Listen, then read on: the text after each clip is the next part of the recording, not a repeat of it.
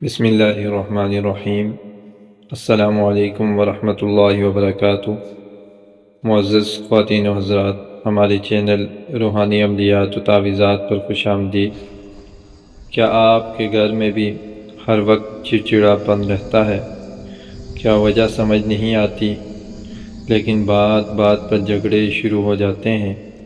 کبھی کبھی ہمیں لگتا ہے کہ دیواروں سے نحوست ٹپک رہی ہے اور سکون کہیں کھو گیا ہے۔ آج کی اس ویڈیو میں ہم صرف مسئلے پر بات نہیں کریں گے، بلکہ میں آپ کو وہ حل بتاؤں گا جو آپ کے گھر کی فضا بدل دے گا۔ اس ویڈیو کو آخر تک لازمی دیکھیے گا، کیونکہ درمیان میں ہم ان غلطیوں کا ذکر کریں گے جو ہم انجانے میں کرتے ہیں، اور آخر میں آپ کو وہ مخصوص وظیفہ بتاؤں گا جس نے ہزاروں گھروں میں دوبارہ محبت پیدا کر دی ہے۔ اگر آپ نے ایک حصہ بھی مس کیا تو شاید آپ اصل وجہ تک نہ پہنچ سکیں۔ دوستو، گھر میں جھگڑے دو طرح کے ہوتے ہیں۔ ایک وہ جو ہماری اپنی عادتوں کی وجہ سے ہوتے ہیں، اور دوسرے وہ جو منفی قوتوں کی وجہ سے ہوتے ہیں۔ پہلی وجہ، گھر میں ہر وقت شور اور موسیقی۔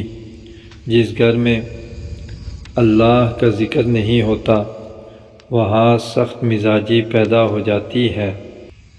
دوسری وجہ، گندگی۔ یاد رکھیں، صفائی نصف ایمان ہے۔ جہاں گندگی ہوگی، وہاں منفی قوتیں اپنا ڈیرا جما لیتی ہیں۔ اور تیسری وجہ سب سے اہم ہے کہ ہم ایک دوسرے کی بات نہیں سننا چاہتے۔ ہم سنتے ہیں اس لیے کسی دوسرے کی بات تاکہ جواب دے سکیں، سمجھنے کے لیے ہم نہیں سنتے۔ وظیفہ اثر تب کرے گا جب ہم یہ تین کام آج سے شروع کریں۔ نمبر 1، اپنے گھر میں سورہ بقرہ کی تلاوت یہ لازمی کر لیں۔ اگر پڑھ نہیں سکتے تو لگا دیا کریں۔ نبی کریم صلی اللہ علیہ وسلم نے فرمایا کہ جس گھر میں سورہ بقرہ پڑھی جاتی ہے، وہاں سے شیطان بھاگ جاتا ہے۔ اگر آپ خود نہیں پڑھ سکتے تو موبائل پر آڈیو چلا دیں۔ نمبر 2، گھر میں مسکراہٹ کا ماحول رکھیں۔ کیا آپ جانتے ہیں کہ مسکرانا صدقہ ہے؟ جب آپ گھر میں داخل ہوں تو سلام کریں اور مسکرا کر ملیں، چاہے آپ تھکے ہوئے ہوں۔ نمبر 3، نماز کی پابندی۔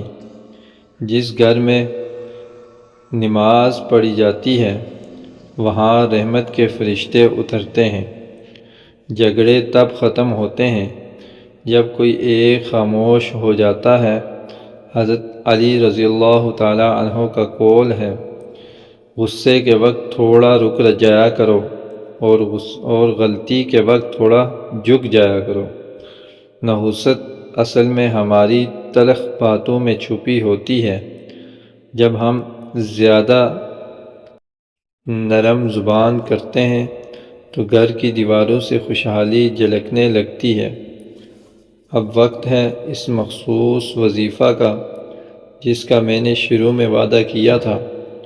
یہ وظیفہ ان لوگوں کے لیے ہے جن کے گھر میں شدید نحوست اور لڑائی رہتی ہے۔ طریقہ کار اور وظیفہ دیکھ لیں۔ رات کو سونے سے پہلے یا فجر کے بعد باوضو ہو کر 7 مرتبہ درود شریف، درود ابراہیمی جو ہے وہ نماز والا، وہ پڑھ لیں۔